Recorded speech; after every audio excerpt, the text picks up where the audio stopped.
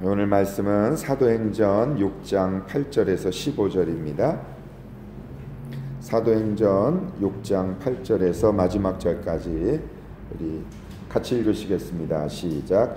스데반이 은혜와 권능이 충만하여 큰 기사와 표적을 민간에 행하니 이른바 자유민들 즉 구레네인 알렉산드리아인 길리기아와 아시아에서 온 사람들이 회당에서 어떤 자들이 일어나 스데반과 더불어 논쟁할세 스데반이 지혜와 성령으로 말함을 그들이 능히 당하지 못하여 사람들을 매수하여 말하게 하되 이 사람이 모세와 하나님을 모독하는 말을 하는 것을 우리가 들었노라 하게 하고 백성과 장로와 서기관들을 충동시켜 와서 잡아가지고 공회에 이르러 거짓 증인들을 세우니 이르되 이 사람이 이 거룩한 것과 율법을 거슬러 말하기를 마지 아니하는도다. 그의 말에 이 나사렛 예수가 이곳을 헐고 또 모세가 우리에게 전하여 준 규례를 고치겠다 함을 우리가 들었노라 하거늘 공회 중에 앉은 사람들이 다 스데반을 주목하여 보니 그 얼굴이 천사와의 얼굴과 같더라. 아멘.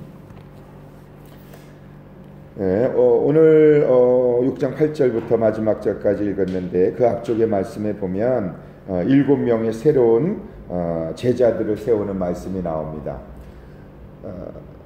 구제의 문제에 있어서 원망과 갈등이 생겨졌는데 그것은 오히려 원망과 갈등은 새로운 지도자를 세우는 계기가 되었다. 어제 말씀에 그렇게 묵상을 했습니다. 사도들은 자신들이 마땅히 감당해야 될 사명을 감당하지 아니하고 말씀을 제쳐놓고 기도하지 아니하고 다른 일에 너무 많은 시간을 보내는 것을 인정하고 하나님의 말씀과 기도에 집중하기 위해 제자 가운데서 성령과 지혜로 충만한 사람들을 세웠던 것을 볼 수 있습니다. 어찌 목회자만 그러겠습니까? 말씀과 기도보다 중요한 것은 없지요. 말씀과 기도보다 급한 것은 없지요. 우리가 아무리 급하고 아무리 중요한 게 많아도 말씀 듣고 말씀 묵상하고 그리고 하나님 앞에 기도하는 것보다 더 급하고 더 앞서서 해야 되는 것은 없는 것을 알 수 있습니다. 속도보다 중요한 건 방향이다 그런 말이 있잖아요. 아무리 빨리 달려도 바른 방향으로 달리는 것이 중요하지요. 그것은 오직 말씀을 통해 방향을 잡을 수 있고 또 기도할 때 하나님이 주시는 그 마음의 뜻을 따라 살아갈 때 우리는 바른 인생을 살아갈 수 있지요. 그렇게 7명의 제자를 선택하고 기도하고 안수한 후에 그들에게 봉사일을 맡긴 다음에 하나님의 말씀이 더 왕성하여 제자의 수가 더 많아진 것을 볼 수 있습니다. 7명의 세운 제자 가운데 한 사람이 이제 오늘 우리가 읽은 스데반입니다. 이미 앞서서 그 7명의 사람들은 성령과 지혜로 충만하고 또 믿음이 충만한 사람들 가운데 선택해서 세웠기 때문에 스데반의 오늘 모습은 조금 더 이상해 보이지는 않습니다. 그러나 이 모습을 통해서 주님의 제자의 삶이 어떠하여야 하는지에 대하여 우리는 주님의 음성을 들을 수 있죠. 첫 번째 듣게 되는 음성은 스데반은 은혜와 권능이 충만하여 큰 기사와 표적을 민간에게 사람들 속에서 나타냈다 그랬습니다. 8절 말씀에 보니까 민간에 행하니 교회 안에서 행하지 않았습니다. 세상 사람들 속에서 은혜와 권능이 충만하여 큰 기사와 표적을 세상 사람들 가운데서 드러내고 나타냈다. 그렇게 성경 기록하고 있습니다. 우리는 교회 안에 머물러 있는 신앙이 아니라 민간에게 사람들 속에서 하나님의 은혜와 권능이 충만하여 그리고 기사와 표적과 예수 그리스도의 십자가 복음을 세상 사람들 가운데서 증거하는 삶을 살아가야 한다는 것을 오늘 말씀을 통해 깨닫게 됩니다. 그것이 진정한 은혜와 권능이 충만한 삶을 살아가는 거죠.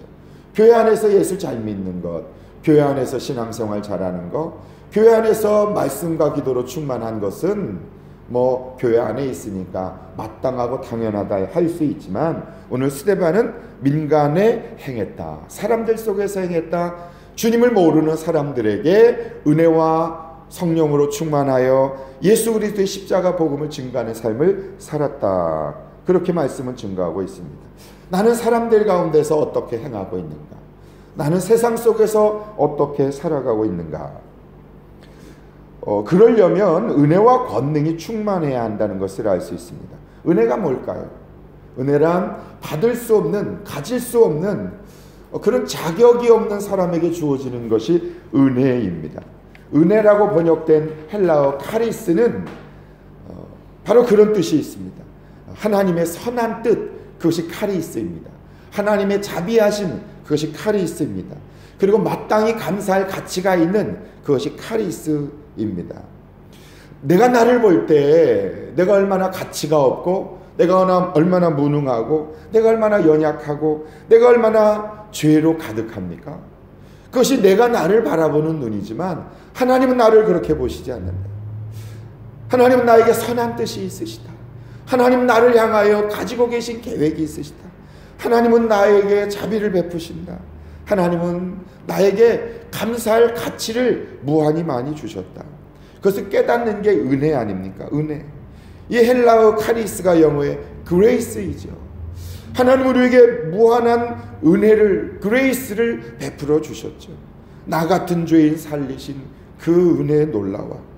십자가 구원의 은혜가 얼마나 우리에게 크고 놀라운가. 그 은혜와 그 은혜로 이 스데반이 충만한 모습을 가지고 있었기 때문에 그는 기사와 표적을 사람들에 행할 수 있었죠. 기사와 표적이 꼭 놀라운 이적을 말하는 것은 아니지 않습니까? 마땅히 화를 내야 하는데, 마땅히 흥분해야 하는데, 마땅히 자기 욕심을 이기적인 걸 채워야 하는데, 은혜로 충만하면, 복음으로 충만하면 나 같은 죄인 살리신 그 은혜 놀라워 우리는 용서하게 되고 이해하게 되고 받아들일 수 있게 되는 거죠. 그 은혜가 충만한 거죠. 우리가 십자가 복음으로 충만하지 아니하니까 이런 기사와 표적이 세상이 감당할 수 없는 그런 은혜가 드러나지 않는 것은 아닌가. 내가 너무 아는 것이 많고, 내가 너무 경험이 많고, 내가 너무 나 자신에게 사로잡혀 있기 때문에 십자가 복음이 증거되지 않는 것은 아닌가. 내 안에 오직 예수, 오직 십자가, 오직 은혜로만 충만하면 성령으로 충만하게 되고 기사와 표적이 나타나게 되겠죠. 우리가 너무 논리적이고 너무 사변적이고 너무 이성적이고 너무 지식적이지는 않는가. 그러다 보니까 하나님의 은혜로 충만하지 않은 것은 아닌가. 은혜는 어떻게 충만할 수 있을까요? 권능은 어떻게 충만할 수 있을까요? 기도하는 것 외에는 다른 길이 없습니다. 하나님의 얼굴을 배울 때 오늘 스데반의 얼굴이 천사의 얼굴처럼 변한 이유는 딱 하나입니다. 그가 날마다 하나님을 배웠기 때문에, 하나님의 영광의 보좌 앞에 나아갔기 때문에 그의 얼굴이 천사처럼 빛날 수 있었고, 그는 은혜로 충만할 수 있었고 기사와 표적이 나타날 수 있었던 것이죠. 그래서 말씀과 기도로 충만할 때 우리는 십자가 복음 안에 살아갈 수 있는 거죠. 그래서 7월부터 제가 기도하면서 어떻게 하면 함께 기도하는 시간을 더 가질 수 있을까? 새벽에 나오는 게 쉽지 않잖아요. 그래서 7월부터 목요일 저녁에 하루만이라도, 금요일은 뭐 전통적으로 한국교회는 금요 철야가 있지만 저희 이제 목장 모임을 하니까 그래도 일주일에 하루가 언제가 좋을까? 그래서 목요일 날 저녁에 한번 좀 기도하는 시간을 가지려고, 아직 결정을 이제 빌려주지는 않았는데, 제가 어제 제 아내하고 이예배당 오피스에 가서 목요일 날 저녁에 7월부터 우리가 좀 한 1시간 반, 2시간 좀 기도하는 시간을 좀 가지려고 하는데 좀 빌려줄 수 있겠느냐 했더니 이제 오늘이나 내일 연락을 해주기로 했습니다. 기도해 주십시오. 정말 하나님 앞에 간절히 부르짖어 기도할 제목들이 가정들마다 보면 너무너무 많이 있습니다. 그것을 속으로 끙끙 앓고 고민하고 생각하고 사람들하고 말한다고 해서 해결되는 것이 아니라 주님 앞에 나와 영광의 주님을 바라보며 부르짖으며 나아갈 때 하나님께서 우리에게 표적과 기사를 보여주시지 않겠습니까? 그래서 찬양팀도 좀 구성하고 함께 뜨겁게 부르짖어 기도한다면, 여기는 소리질러 기도해도 누가 뭐라고 그럴 사람도 없어요. 너무 외진 곳에 있어서 기도하기에 이보다 더 합당한 장소는 정말 없는 것 같아요. 또 놀라운 건 지금 여러분 왼편에 보면 이게 도면이 그려져 있잖아요. 이 교회가 예배당을 건축하려고 지금 카운슬에 신청을 해놓고 기다리고 있는 중이랍니다. 우리가 기도하면 또 새로 진 건물을 또 우리에게 허락해 주시지 않겠습니까? 라는 믿음을 가지고 또 함께 기도할 때 어쨌든 우리 마음에 지혜와 성령으로 충만함에 은혜가 있을 수 있다. 그러나 민간의 기사와 표적을 행한다 할지라도 반대하는 사람들은 있었어요. 9절에 보니까 자유민들, 그 자유민들은 구레네, 알렉산드리아, 길리기아, 아시아에서 온 사람들이다. 그것은 헬라파 유대인들입니다. 헬라 지역에서 있었던 유대인들이 다시 예루살렘으로 역이민을 온 사람들이 사람들을 매수하고 거짓 증인을 세우고 백성 장로 서기관들을 충동하여 그렇게 스데반을 고발하여 공회에 세웠던 것을 볼 수 있습니다. 이 사람들은 굉장히 열정적인 사람들입니다. 헬라파 유대인들은요. 우리가 호주에 살고 있죠. 우린 이민자들 아닙니까? 바로 그런 사람들이 이 사람들이죠. 이 사람들은 이민을 갔다가 BC 63년경에 유대를 공격이 당했을 때 로마에서 많은 유대인들을 끌고 로마로 갔어요. 노예로 끌고 간 거죠. 그들이 자유를 얻어서 다시 예루살렘으로 돌아온 사람들입니다. 100년 만에 말이죠. 그의 조상들이 끌려갔고 그리고 그 후손들이 다시 예루살렘으로 돌아온 사람들이니까 얼마나 헬라 지역에서 고생을 많이 했겠습니까? 그런 가운데서도 그들은 믿음을 가지고 유대적 믿음이지만 유대교인들이지만 그들은 다시 예루살렘으로 온 사람들이니까 얼마나 열정이 있겠어요. 유대교에 대해서 그들은 굉장히 강렬한 열정이 있었던 사람들인데 그들에게 이 스데반이 복음을 전한 거예요.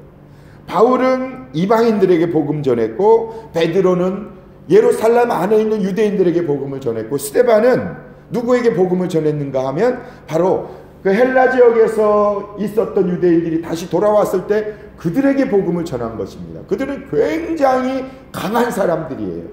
이민자들이 얼마나 강합니까? 얼마나 고집과 아집이 강합니까?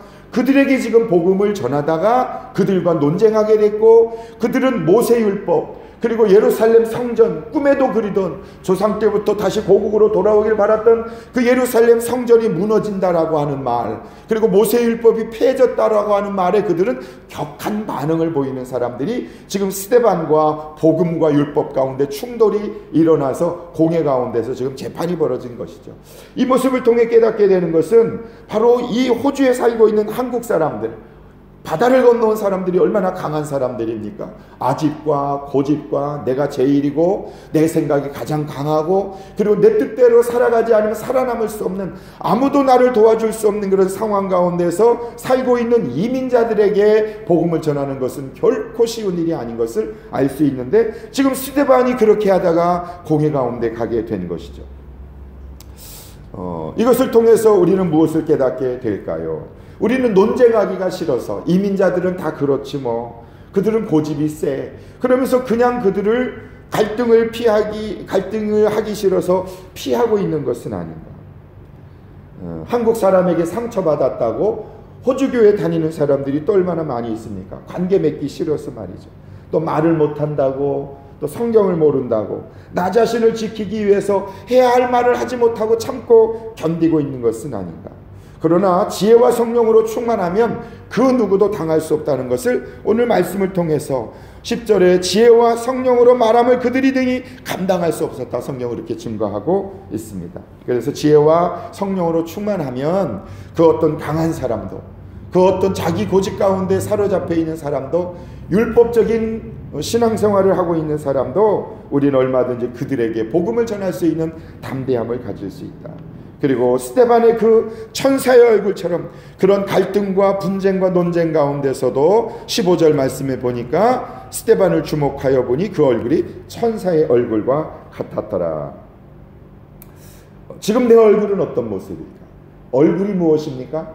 얼꼴이 변하여 얼굴 아닙니까? 영혼의 모습입니다. 내 안에 하나님께서 내게 주신 예수 그리스도의 복음으로 말미암아 내 영혼이 거룩하게졌고 새로워졌다면 우리의 얼꼴은 어떤 모습이어야 될까요? 거룩한 모습 아닙니까? 깨끗한 모습 아닙니까?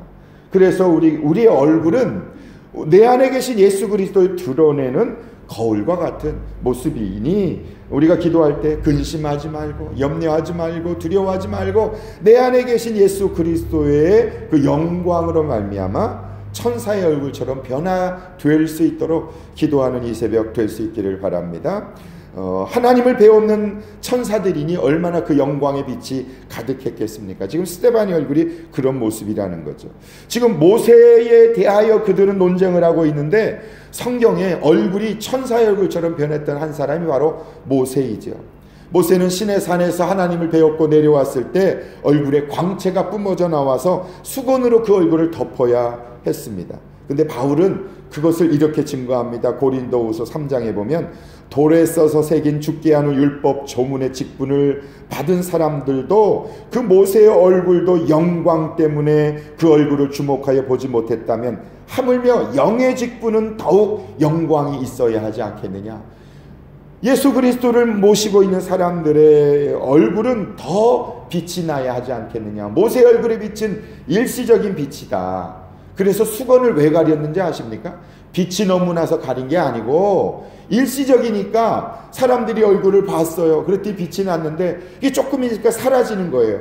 그래서 그 사라진 모습을 안 보이기 위해서 수건을 가린 거예요. 너무 빛이 빛나가지고 그걸 가린 게 아니고 반대로예요. 영광의 빛을 하나님 보고 나오니까 빛이 났어요. 그런데 그게 계속 빛이 난 게 아니니까 사람들이 모세도 별거 아니네 이렇게 생각할까봐 그것을 가리고 포장을 한 것이 그게 수건입니다. 그러나 우리는 그럴 필요가 없잖아요. 우리는 일시적인 빛이 아니라 내 안에 영원한 빛이 우리 가운데 있으니 바울은 그렇게 고백합니다. 우리가 다 수건을 벗은 얼굴로 거울을 보는 것 같이 주의 영광을 보매 그와 같은 형상으로 변화되게 될 것이다. 영광에서 영광에 이르게 하나니 곧 주의 영으로 말미암아 성령으로 말미암아 우리는 늘 우리의 얼굴은 영광의 빛이 비칠 수 있다. 그렇게 바울은 증거합니다. 세상이 아무리 힘들고 어려워도 주의 영광으로 충만한 그래서 오늘 주님 앞에 나갈 때 천사의 얼굴처럼 우리의 얼굴이 빛나고 두려움이 없는 기쁨이 가득한 그런 은혜 있게 되기를 주님의 이름으로 축복합니다. 기도하겠습니다.